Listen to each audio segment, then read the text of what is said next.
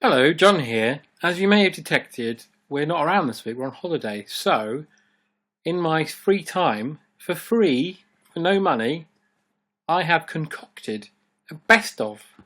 I know what you're thinking. Fuck me, that sounds awful. How did you manage to get together enough stuff?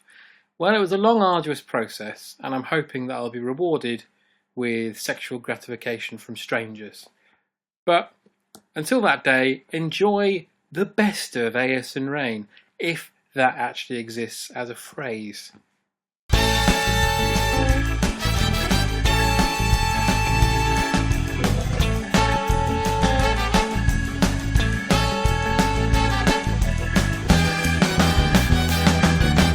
Obviously, this probably won't be interesting to anybody in a few weeks, but you attended the Olympic anniversary, didn't you, Dean? The anniversary games at the Olympic Stadium. What was the fucking point of that? Not that you going, but the whole point of it.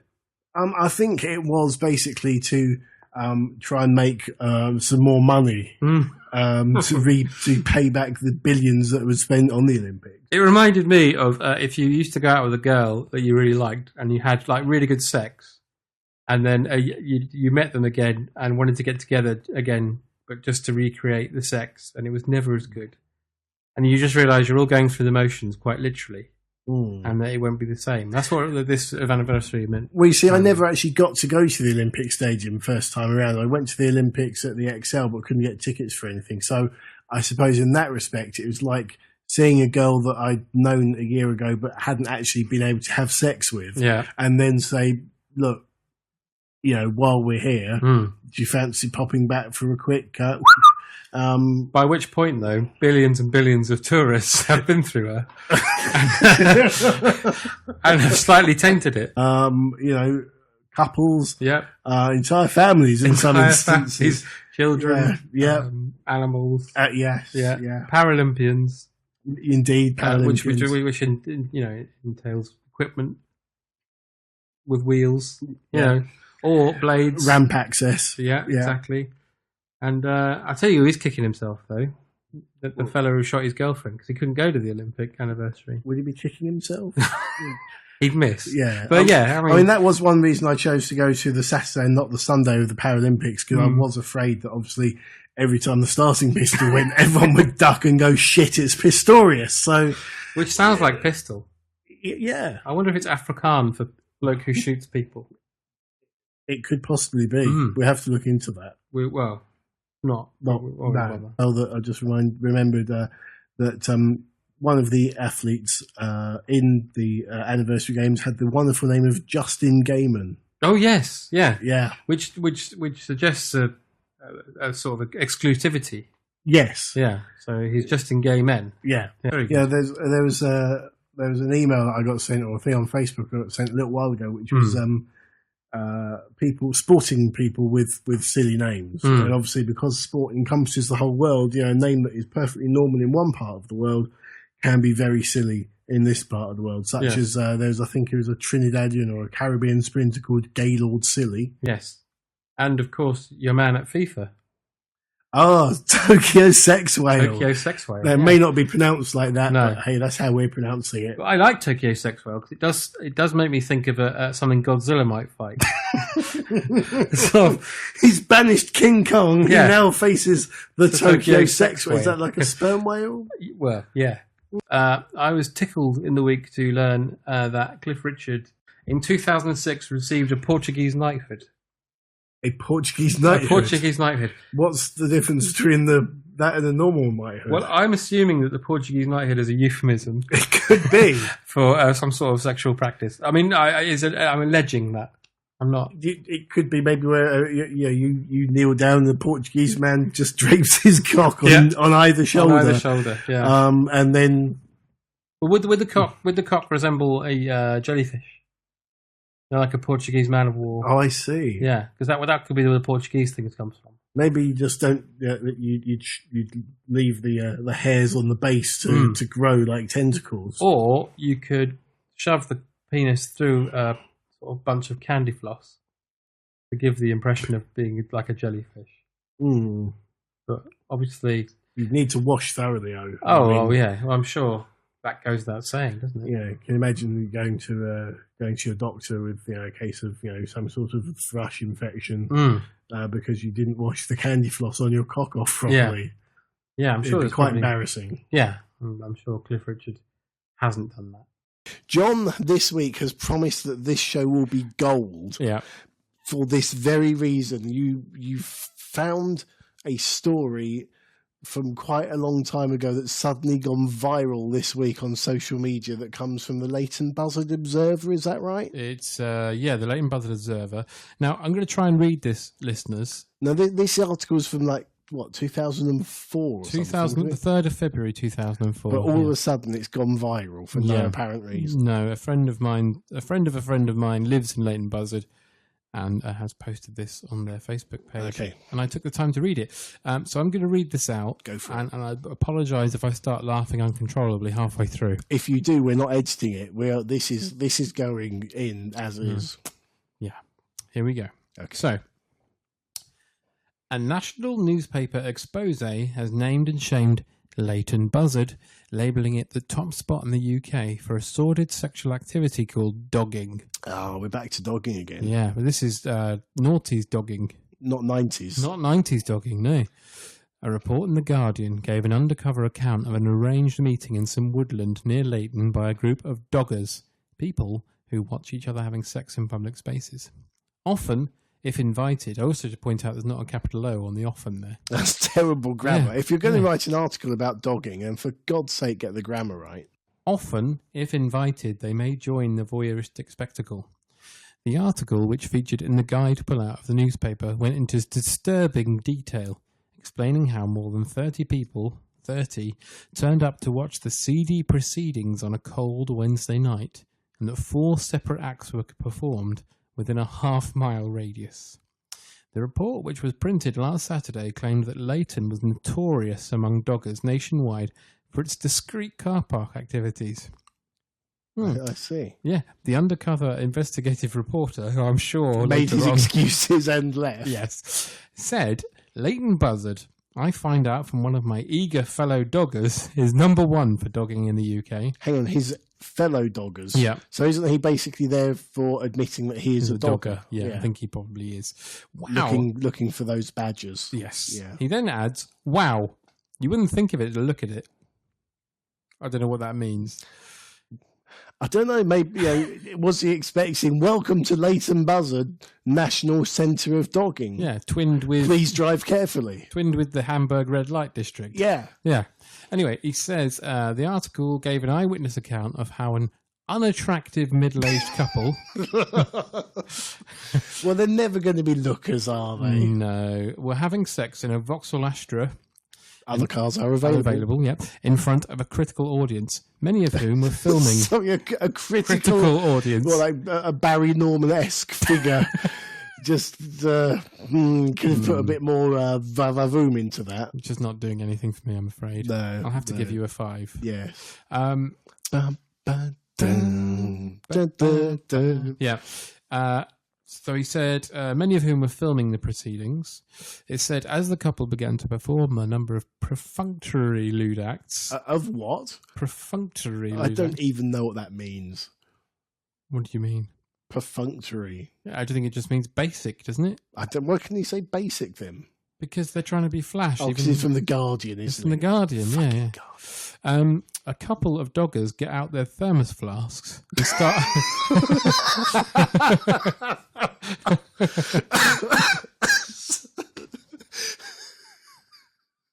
They get out their thermos flasks. That's right. And start criticising the lack of enthusiasm. I'm not understanding irony, by the way.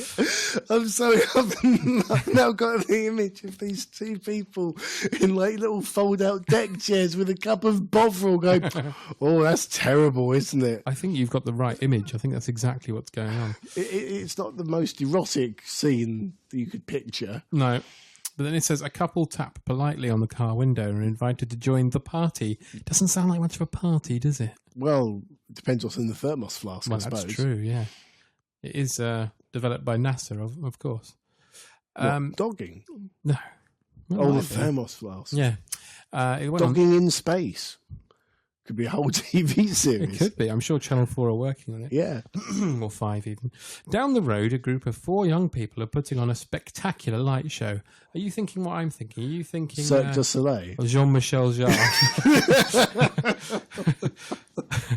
But no, they're using a complicated fairy light setup around their genitals. Around their genitals. Yes. You know, Fairy. Dean, come on, it's a spectacular light show. Where else would you put them? My God. And they even have a thumping trance soundtrack to accompany them.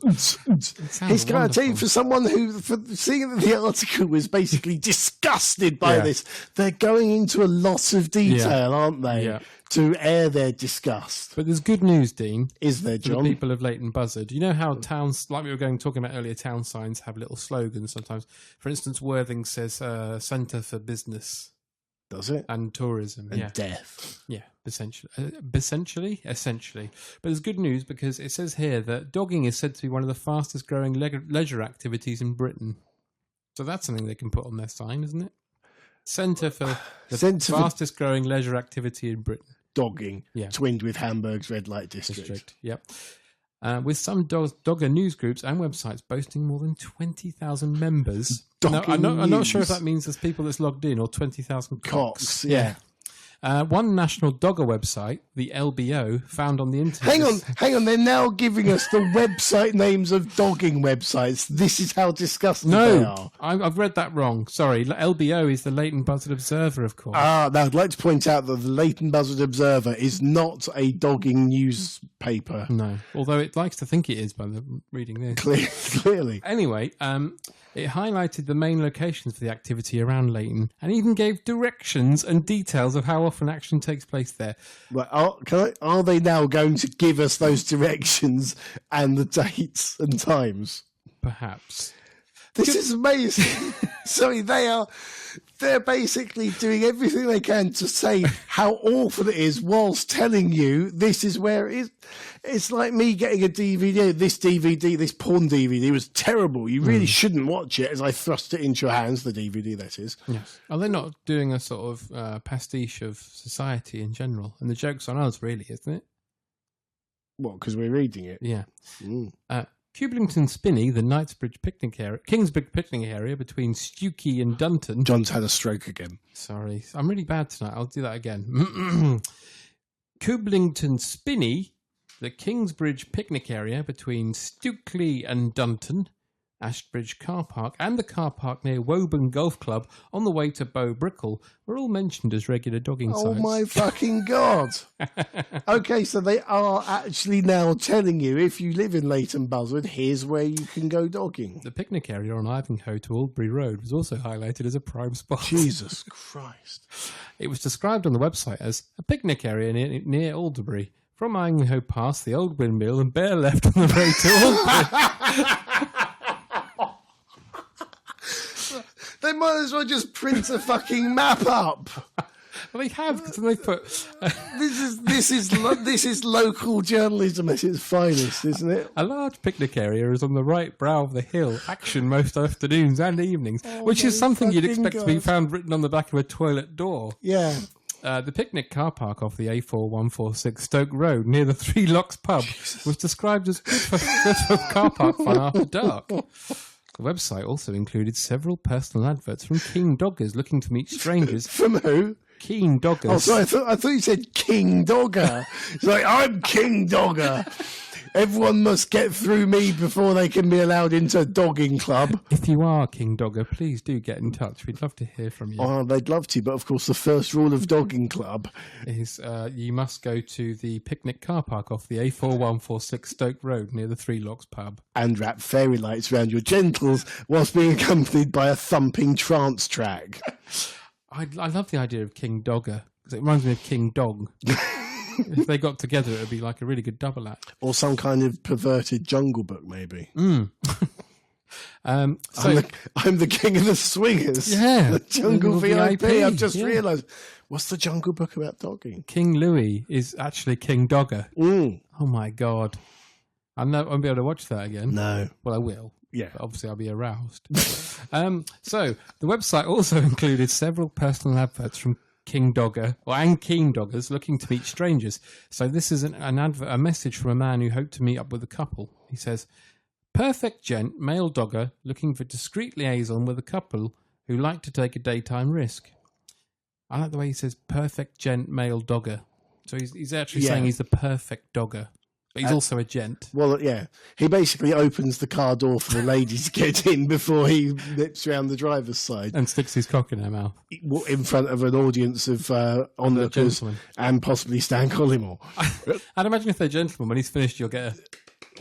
Oh, well done. Like a cricket score when he's hit a boundary. Yeah. Top hole. Well done. I took off last Friday because I took delivery of a PlayStation 4. The PlayStation 4. And have you been playing it a lot since then? No, not really. Oh, but you got a PlayStation 4. I have. I got children as well, which means that... What, delivered?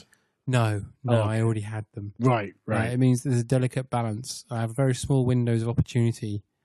So I've probably played about... 5-6 hours. Right. Now that's an exaggeration. What about 10 hours? Right. So you Not took much. a whole day off work to get a games console delivered. I did. And how old are you?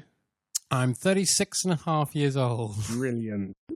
Amazon delivered mine. I had it by lunchtime. Other outlets are available. Not for long with Amazon around. That's true. Yeah. But so you got yours delivered by Amazon? Well, it was DPD. Oh, I see, the delivery people. Yeah, and that was a really exciting big deal. How did that work out for you? It was great because I got an email from them saying your delivery will be with you at 1:30. Right. Track it here, right? So I pressed the track it here button and it had a map of where I lived, like a 2-mile radius where I lived, right? Yeah. And there was a little dot saying you live here, right? Yeah. And did they get that bit right? Pretty much. Good. And then there was a little red dot in the top left-hand corner of the map with a picture of a lorry on it. It said, this is your driver, Mohammed, right? That's amazing. Yeah, and he's on job 10 and you're job 63. So he's approximately 2 hours away. And I just watched it tick down, really. That's interesting because I had a fridge delivered. That bit's not interesting. I had a fridge delivered the other week, and the text I got the day before from AO.com told me that my delivery driver's name was Denny, and I can call Denny on this number. Yeah. Why are they suddenly giving us the names of our delivery drivers? I don't understand it. I don't give a monkey's what my delivery driver's called. I just want him to deliver my fucking fridge. What if he came round and had sex with your cat and then left? Wouldn't you want his name then? Isn't that going to be a bit unlikely? For example, if you're tracking your delivery and they say, Mohammed is still on delivery 58. Well, actually, he's delivered delivery number 58, but he's having sex with delivery 58's cat. and then you could click on the little button webcam, and instead of a red lorry, there's a red lorry that's just standing still, and you've just got Mohammed, this little red outline of Mohammed, vigorously humping this poor distressed cat. Could we have a webcam as well? Yes. A cam on top of his head. Yeah. I'd love that. Imagine that. You click on the truck, right? Yeah. And it cuts to a webcam he's got on his forehead. Right. And you can watch where he's going. Can I ask what happens if Mohammed needs to take a piss? He'll just have to look up while he's doing it. Then he won't be able to see what he's doing. Then he'll be pissing on his shoes. That's what men do anyway. I'd like You'll recognise Mohammed because if he doesn't have any ID on him, he'll be the one with the shoes that smell of piss. Cat hair all over his groin. But it would be disturbing if you clicked on the lorry and he was standing outside a Citroen Picasso getting sucked off in the woods. Mohammed has gone doggy after delivery 62. Or you'll see that very briefly, and then the screen will just have text saying lunch. He's gone to lunch, so you have to wait. Error 404. Yes. I got an email this week from Groupon. Now, they surpassed themselves this week because they're advertising a city break in Poland. Fine. Lovely. It's meant to be a nice part of the world. Yeah. So all the people from Poland who now live here tell us. That's racist. Is that racist? Yeah. Sorry, don't report me. It's just a hating. But one of the things that they said you can do in Krakow is basically, you can now visit Auschwitz with Groupon. Oh, lovely. Well, you get some money off for that. But it also says that the deal includes a stay for two in a standard double room with breakfast and London flights, with your tour of Auschwitz-Birkenau, ranging from anywhere between the 1st of November to the 20th of March. But well, that's nice. You can go at Christmas. Up to the 15th of December. You can. I thought you said it goes up to March. Well, there's different periods of time. Oh, right, okay. So not Christmas then. Not Christmas. So we can't have Christmas at at Auschwitz. Sadly not. It's beginning to look a lot like Auschwitz. But it's a standard double room. So let's say you and I decided we wanted to go to Auschwitz. We couldn't take this deal up unless we wanted to share a bed. That's fine. I'm comfortable with my sexuality. Just work with me here. Okay, so that's horrible. I hate that. Essentially, what Groupon are advertising is a cut price romantic getaway to Auschwitz. Yeah. You know, maybe you could have is a it company. A passion killer? I think so. You Arbeit macht horny. Yeah. You know what marked horny? Arbeit macht. You know the thing over this. Arbeit macht frei. Work will make you free. Yeah, I was just saying Arbeit macht horny. Work me. Never mind. But yeah, you could actually maybe start a whole new company up. Death Camp Discounts. Bargain Belson. Cut price Colditz. Cut price Colditz. Yeah. Discount Dachau. Yeah. Bog off Birkenau. Bog off. Buy one, get one free. Yeah, that's good. Yeah. Can you? I think we have to nail down that domain name ASAP. Deathcampdiscounts.com. .com. It has to be .com. We want an international flavour, don't we? Yeah. Sounds good. Who would you get as a tour guide? Have to be again. Remembering it's a romantic break. I was thinking Lenny Henry as the opposite P. Wildebeest. Oh, because we're pushing the romance, aren't we? Yeah, like, hey girl, come and lie down with me by this oven. I've got a feeling it's getting hot in here. No, that wouldn't really work, would it? No.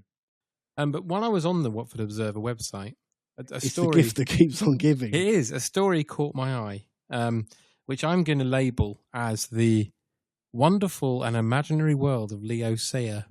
Wonderful and imaginary? Yeah. Why is this? Well, I'll expand upon that now. Because on the 14th of November, those of you interested, Leo Sayer is playing the legendary Watford Coliseum. Shall we have an Ayass and Rain in Plain Sight night out? Oh, I'd love to. Team night out. So Leo's been interviewed by Rosie Moorhead of the Watford Observer.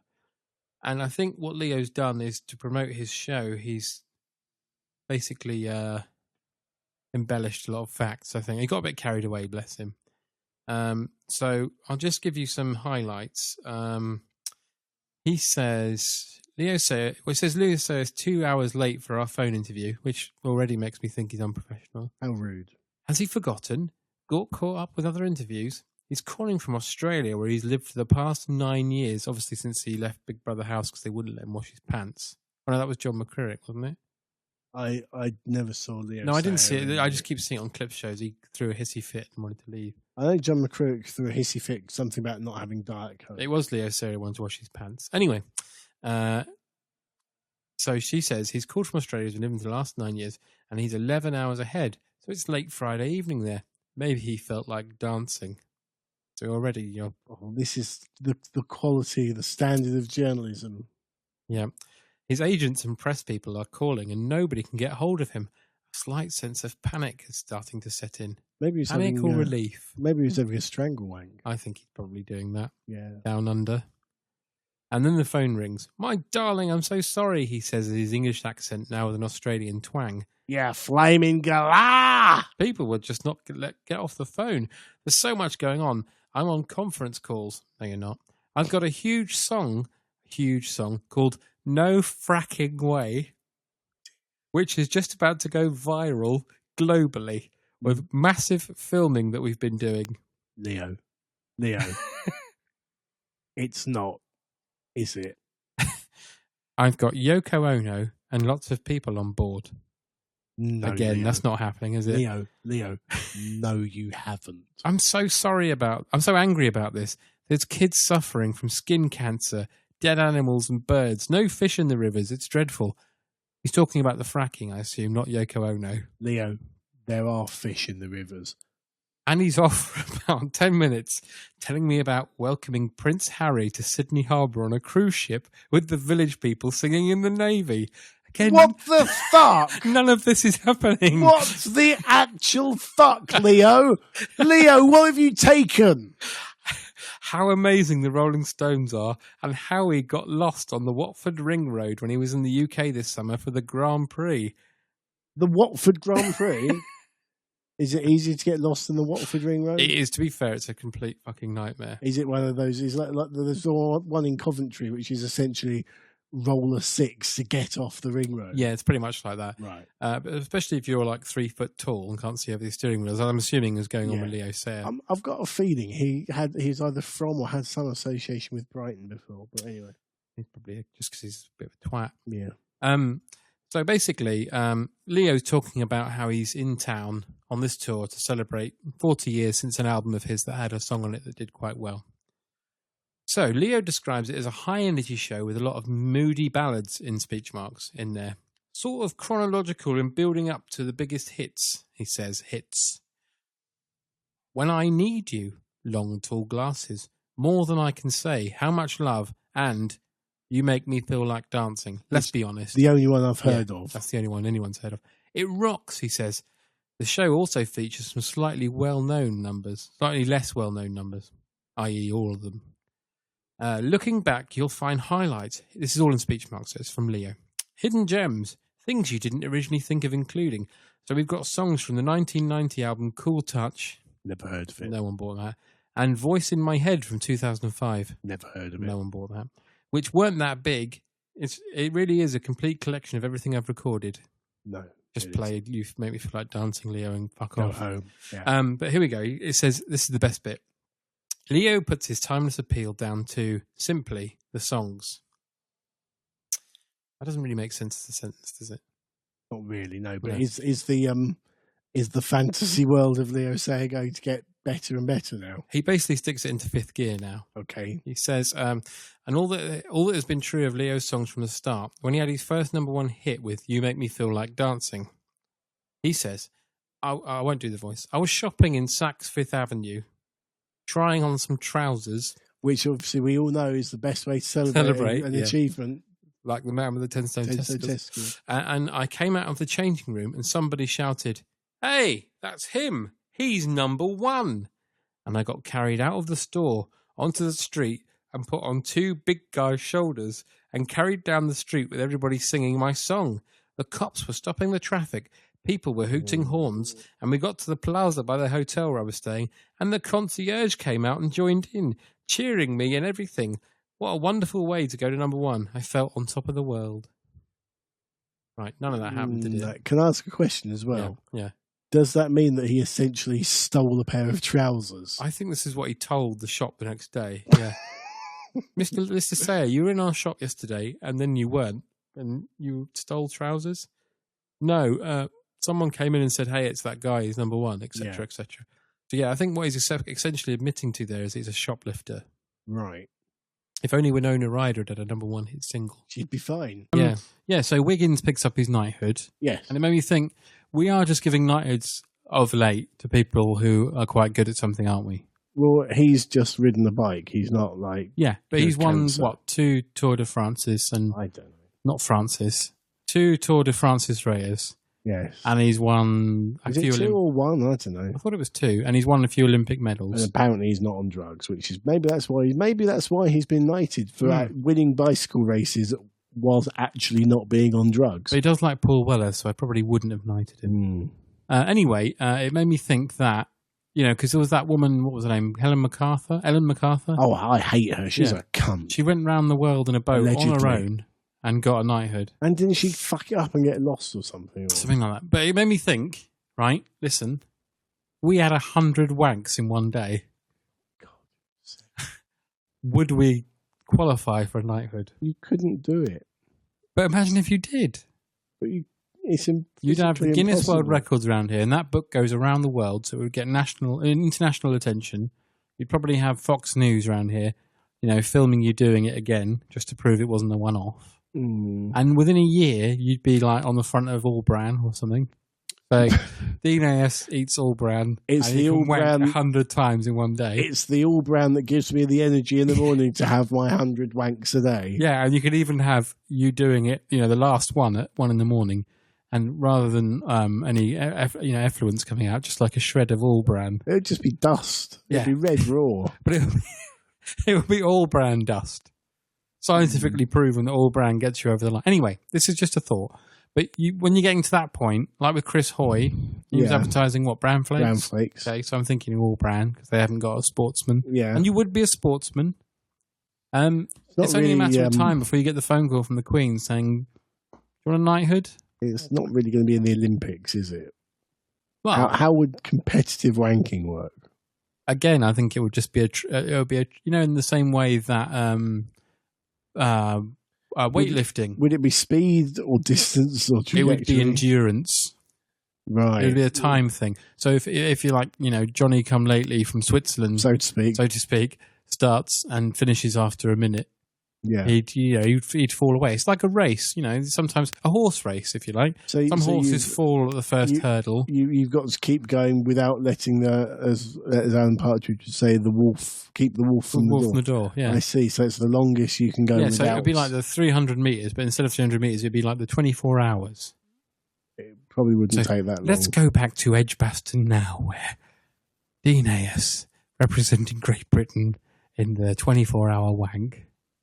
And then they would come back to you. It's now 24 hours. I thought you said it would be whoever doesn't.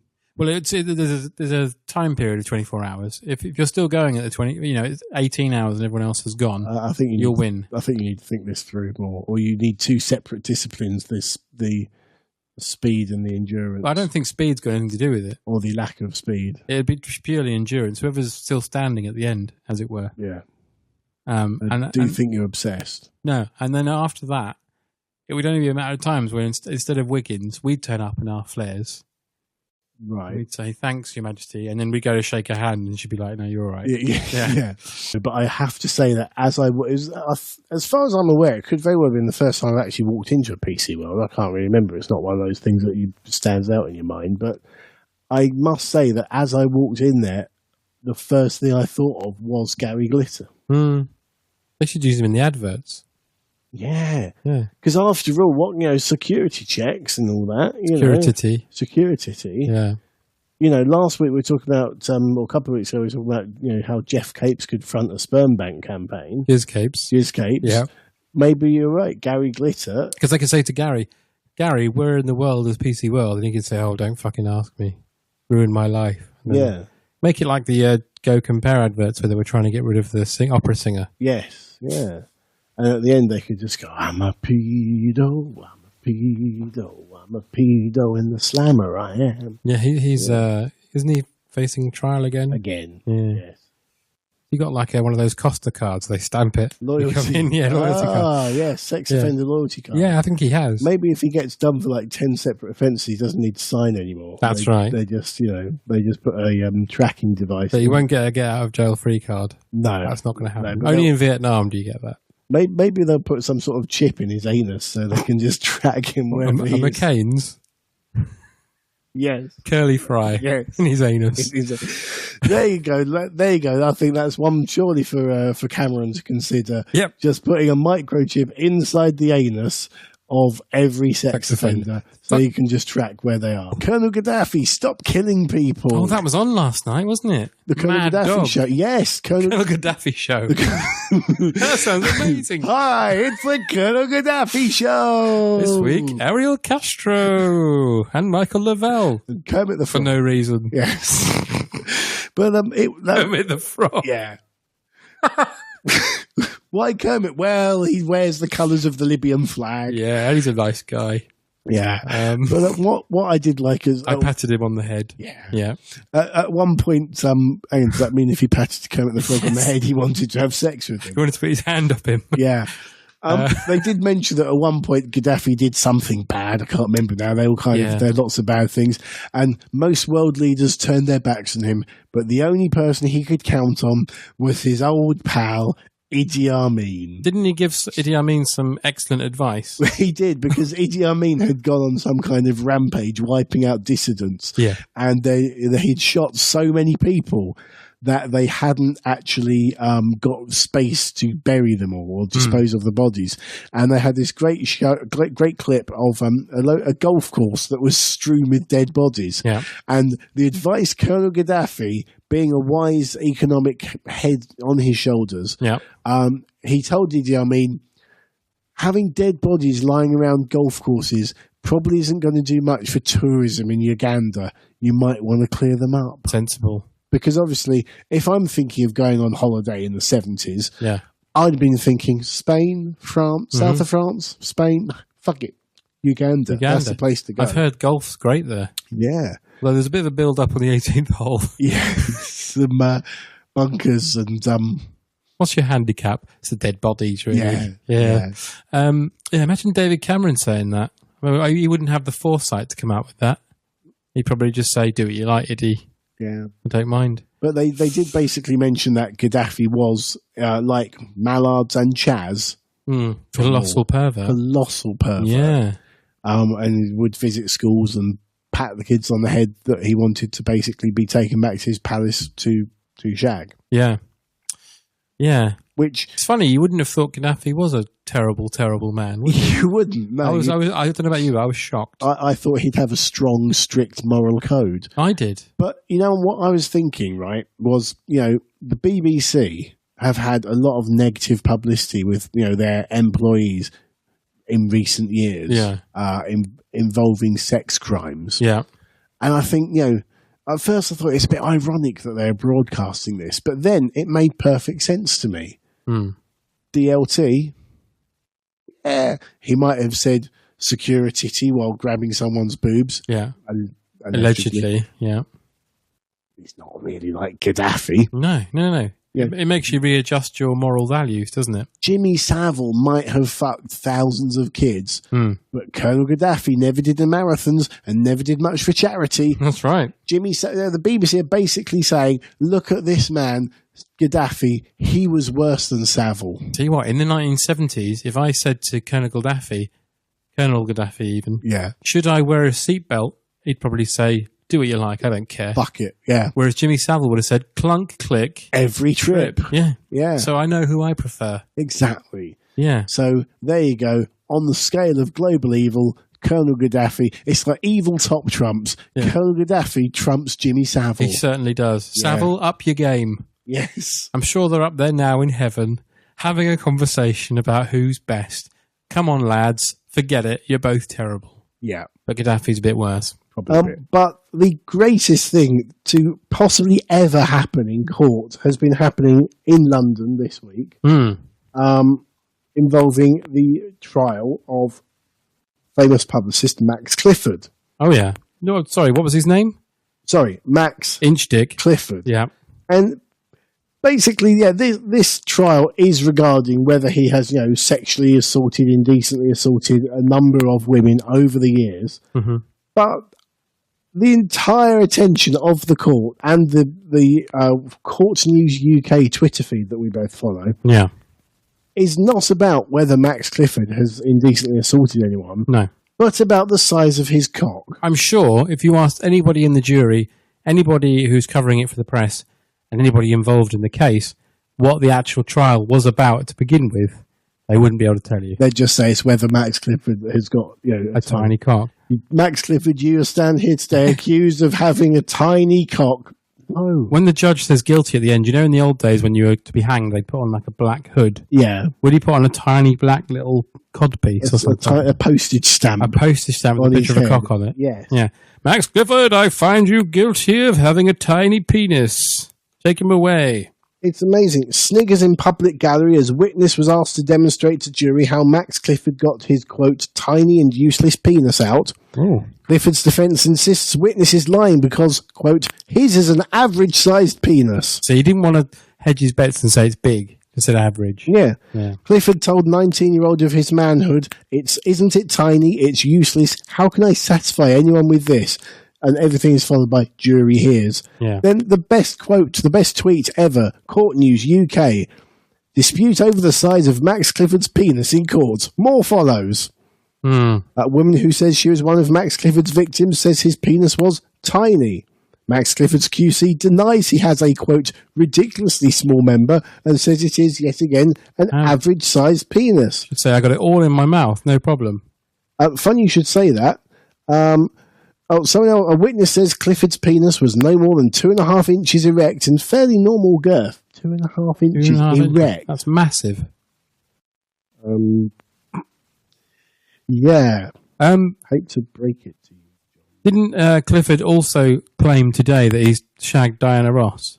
He didn't claim today. He told a prospective victim, woman, that he'd fucked Diana Ross. He also pointed at some pictures on his wall of various famous ladies that he'd known in his life and basically said, see that? Shagged all them. Souvenirs? Yeah. Yeah, he's like hunters who have, elephants' heads. And do they have elephants' heads? Whenever I hear of elephants' heads, I always think of the young ones, but never mind. More like tigers and deer, aren't they? But yeah, Judge Anthony Leonard QC asks jurors, I know it's a big ask, but can I ask you to settle down and remember where you are? Because basically the entire jury are pissing themselves laughing. So basically the judge has turned into a teacher and said, could you stop mucking around, please? Yes. We're trying to have a trial. And Max must be in that courtroom every day thinking, oh, God, who else is going to come and say I've got a tiny penis? And there is consistency there. It's not like one woman said it and the rest have gone, no, it's fine. They're all saying. Everybody has said it. Yes. But you said that the lookalike of the Stockwell Strangler was all right. Well, it was better than the Dennis Nielsen one. He looked like Will from The In-Betweeners. And nothing like Dennis Nielsen. And nothing like Dennis Nielsen. Where do you think they would have got the lookalike from? Well, I wouldn't know for sure, but I'd have to. If I had to hasten a guess, I would say Susan Scott lookalikes. Really? Yeah. And allegedly. And please just tell us, John did discover this week this amazing lookalike agency, Susan Scott. Yeah. What did you find about them? I'd say they've got about, as a guess, I'd say they've got about 3,000 lookalikes on their books. Right. And I'd say about 2 look like the person they're supposed to be. The best examples are, if you want to go and have a look at Susan Scott, if you just put in lookalikes on Google, it's pretty much the first thing that comes We'll up. put the link up. Yeah, but if you have a look, there are some beauties on there. Like, for instance, if one of the there's about 5 Richard Branson impersonators, which are just a bloke with a beard. There's one you showed me of a very distant photo of a man with a bit of a beard in a boat who looks, in our opinion, nothing like Richard Branson. No. It should have been in a hot air balloon that was crashing. Yes. But there's all sorts on there. But the one that really caught our eye... Yes. Well, there was quite a few that really caught our eye. There's an Anthony Hopkins one where he looks like he's mentally ill. There was a Lady Gaga who looked nothing like Lady Gaga. No. Apart from the fact she had some big sunglasses on. There was a Benjamin Netanyahu. Yeah. Because obviously there's a lot of call in the UK for a Benjamin Netanyahu lookalike. How do you think that happened? Do you think one day this guy's in the laundrette and someone says, here, no, you look like. Who's that? Benjamin Netanyahu. Really? Who's that? Do you think maybe a few years ago, like, David Cameron or maybe even Gordon Brown, they got the press all set up because, Netanyahu was coming to visit and, they're going to have a photo opportunity at Downing Street. And then all of a sudden it's like, 20 minutes beforehand, shit, what? Netanyahu's ill, he shat himself. Oh. He can't make it. Fuck, what should we do? Well, we could get a lookalike in to, just take the photo, walk into the office, and then just have a drink or something. Problem is, the only lookalike available, Tony Blair, is from the Susan Scott lookalikes website, and therefore looks nothing like Benjamin Netanyahu. Ah, well, that's okay because the exception, as they say, proves the rule, and this Benjamin Netanyahu looks vaguely like Benjamin Netanyahu. My only concern is what if What if he's already been booked for a children's party it's true. or corporate function? Because you know how much call there is for Benjamin Netanyahu lookalikes. Yes. Yeah. Unfortunately, you're right. I just rang, and he is at a 7-year-old's birthday party. Shit the bed. Doing balloon animals. Shitting hell. Tell Netanyahu he's just going to have to change his trousers and come here. I'll smile through the stench of wretched, putrid shit. is how we imagine it might sound. But that wasn't even the best one. John softly weeps to himself. Please tell our listeners. Both of them. Yeah, well, the best lookalike. The best lookalike on there, of course, which I'm sure is a very busy man, was, of course, Adolf Hitler in full Nazi regalia, swastikas and all, looking very stern. And I can't imagine for a moment. Yeah, true. I can't imagine for a moment, unless in the daytime he doubles as a Chaplin impersonator. This is what got me. It's just who. First of all, at what point do you go to a lookalike agency and say, "I've been told by my friends I look just like Adolf Hitler"? And did they say really? And then you got out a comb, just popped it, on the top lip.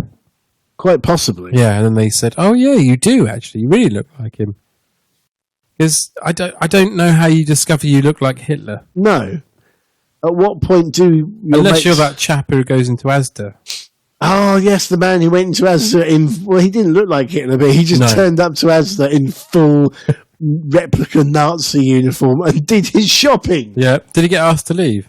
Funnily enough, yes. Yeah, didn't he come back with his dog that was dressed as a Nazi? Yeah, he basically then. I don't think he went back to Asda because I'd imagine it's no dogs allowed, especially not Nazi looking dogs. But he did then make a coat for his dog, which was just covered in swastikas. Right. Does the dog say swastikas? Quite possibly. Yeah. So maybe he would have a Hitler look like maybe for his birthday or something. Yeah. Or for his game show, The Price is Right. Ah, yes. Yeah. Yes. Very, very good. Yeah. But yeah, other than that, I'm just thinking because this looked like agency. It says it's for parties, for corporate functions, and so on. So imagine the company we work for. You have a Christmas party each year to say thanks to everyone for putting a lot of work during the good year, etc., etc. Yeah. So everyone, thanks a lot. We're having a Christmas party. Everyone gets a bottle of wine on the company, and we put towards the cost of a meal, and the disco afterwards. But as a special treat this year, we are also going to have a little cabaret act by Dave Bloggs, the professional Adolf Hitler lookalike. He will be coming along in full uniform. Shouldn't have anyone no one's got a problem with that, I'm sure. I wanted to see that happen. I really did. I'd love to see that happen. And then what happens if you hire an Adolf Hitler lookalike and a Benjamin Netanyahu lookalike? The place would be bedlam, wouldn't it? For maybe we should do that for some sort of arm wrestling contest. Yeah, Netanyahu versus Hitler arm wrestling. It could be the prelude to the Euro election song contest. Yes, I wanted to, as you know, do a whip round and hire this Hitler impersonator for your birthday. Right. I wanted him to come to the dinner and the restaurant and the pub, just mingle like we do. It's not a big deal. Hitler's here in full Nazi regalia. Again, based on the example of that bloke in Asda, would we not get thrown out of the pub and the restaurant? Yeah, but then I've got a plan B. I wanted to see if we could get back here afterwards and see how much it would cost to get a Nazi Hitler impersonator to wank you off. Why would anyone want that? I just want to see how much it would take. So you would want to watch an Adolf Hitler want to watch it. Lookalike? You'd have to watch it. can't we just? Well, so I could just go in a room with this Adolf Hitler lookalike. Yeah, but how good would that be? Wait a bit of time, and then go. Yeah, he's done it. But then you'd have the small talk while you both sat in the room. Just is it been enough time yet? Can we go back? So you been busy this year? No. Well, what? When did you discover that you were a lookalike for Hitler? I was combing my hair one day, and comb went here, Right. and I realised I looked a bit like him. Oh. Do you want me to wank you off? No, you're okay. We'll just wait a little while. Yeah. Should we Can I make? put the light on? No. Should either of us sort of make any kind of noise? What do you want me to do the speech? Yeah, the one from Triumph of the Will. Yeah, that'd be fun. Yeah, I can do it. That's sort of, I'm a method. I don't just look like him. I can do all the speeches. Although would that not really help? Help some people. There was a bloke who used to go to Asda just as a Nazi. Right. Helped him and his dog. Is how we imagine. Yes. Did you see that they are bringing out? I'm sure you have seen that they're bringing out in a couple of years' time a new £1 coin. Yes. That is alleged to be the most difficult coin to fake in the coin kingdom. I bet you it's forged within about a week. Yeah. Yeah. They say 1 in 30 £1 coins are fake. Yes, that's right. Yeah, because obviously, especially places like, bars, clubs, etc., you're not going to be able to check. No. And you're not really going to be able. People in shops and so on aren't. I remember when I worked in my mum's shop. You were conditioned to check every single note that came through. You were never The sex shop. Yeah. Yeah. You never thought about checking the coins. No, of course not. You take it as read that coins are real. Yeah. Yeah. So they're not. So yeah, they've made a 12-sided. Yeah. Two metal, like the £2 coins, similar thing of that. And on one side will obviously be the Queen's head. Or the King. Till she kicks the bucket. Yeah. Yeah. Then we'll be ruled by a spaniel. Yeah. I see. Very good. Yeah. I was thinking Spanish then for some reason. Come on. King Charles Spaniel, both known for their massive ears. Yeah. Yeah. But they said they're going to have a competition to design the other side, the tails side of the £1 coin. So I thought this week's listeners' question, let's open this up to the listeners of Ayass and Rain in Plain Sight. Both of them. To see what they would like on the other side of the £1 coin. What would you like? I think I would like Leo Sayer. Right. The scene, how at the bottom of the base of Nelson's column, there's a picture scene of his death. Leo Sayer's death? No, not Leo Sayer's death. Oh, sorry. Admiral Nelson's death, with the Kiss Me Hardy and all that. Is he dead? Who, Leo Sayer? No, he's fine. No, Nelson. Oh, yeah. No, he's not up there. He did such a good job commentating on the Olympics opening ceremony. You're thinking of Trevor Nelson, aren't you? Yes. In fact, I thought he'd done such a good job of that 2012 Olympics that they erected a statue of him in London. To be fair, after listening to his commentating of the Olympics, I would actually want him to be on a very high plinth up there forever. So I wouldn't have to actually hear him ever again. No, I'd like a picture in metal work of Leo Sayer being hoisted onto the shoulders of all those people when his single went to #1 in America and he stole those trousers. But that did happen in New York. Yeah, but he's still a British achiever, isn't he? And he's now living in Australia. Yeah, the fucker. Yeah, although he could have "no fracking way" written in the on the side of the coin, but in Latin. Neus fracas veus. Yes, I think that's how Latin works, isn't it? Yeah, just put S in the end of everything. Like that. Yeah. What would you have? I think I'd like to have a picture of a very distraught and somewhat desperate-looking Max Clifford holding his button mushroom-sized cock in his withered hand. I think that would be amazing. Yeah, scratch my idea. And maybe if you I'm just thinking if you kind of got the trajectory right and the levels of things, if you spun the coin really quickly, it could look like the queen's sucking him off. You know how you get a coin, you spin it. Yeah. If you watched it, it'd be turning and turning, and it'd be, oh no, the queen's sucking off Max Clifford. Oh, it's stopped now. Well, I don't know if they'd work with a 12-sided coin. You look absolutely distraught and amazed all at the same time. Well, I'd just for novelty purposes, if that was on the other side, I'd have the queen's face, so she's kind of going, when you spin it, it looks like that doesn't work on the Audio podcast. Yeah, sorry. Yeah. She's open-mouthed. Yes. But actually, you could have a situation there with... Even better if she then dies and you just use the same design but with Charles on the back. Yeah. But, of course, Charles would have to be doing that impression that everyone does of Charles, where you just go... But talking of highly suspicious... Yes. This week, there has been a revelation. Really? A mystery that is 126 years old.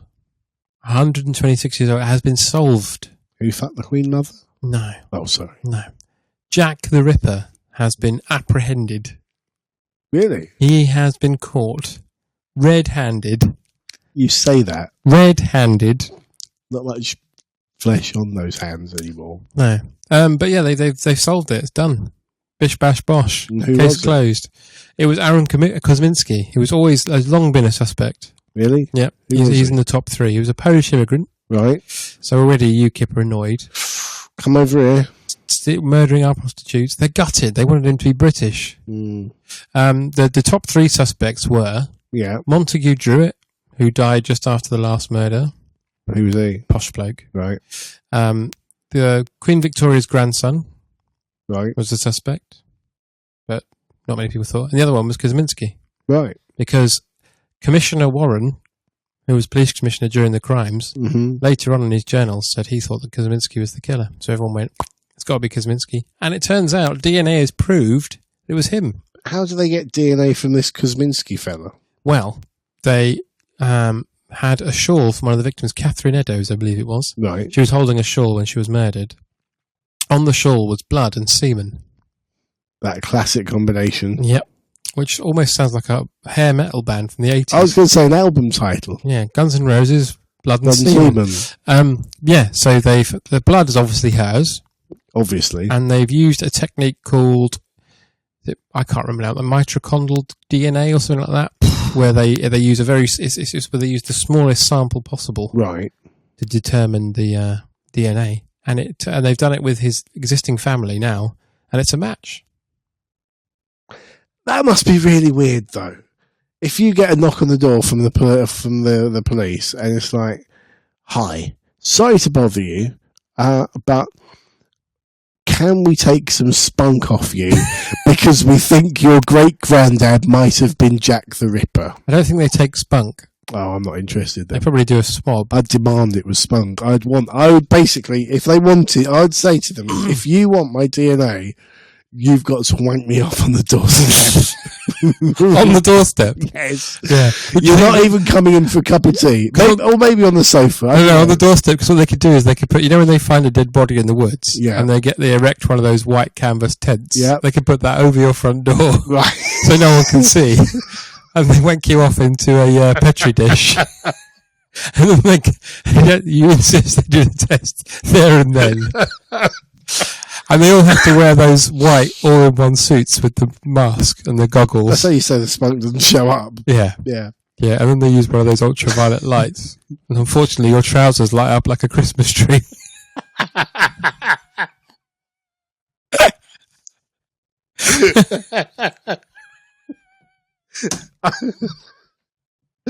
wonder if that's how it went.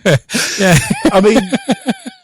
I would tell you, at the end of the day, if you're one of these relatives of Jack the Ripper, you don't have to cooperate, do you? So the ball is in your court. Fuck the cheek swab. Just say, look, no, I don't want. You got to wank me off. So change my mind. This is your investigation, sunshine. Change my mind. I want anal.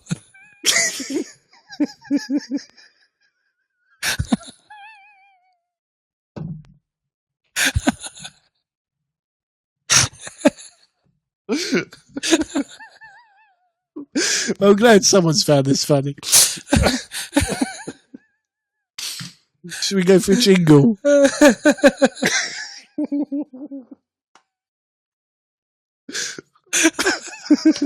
Yeah.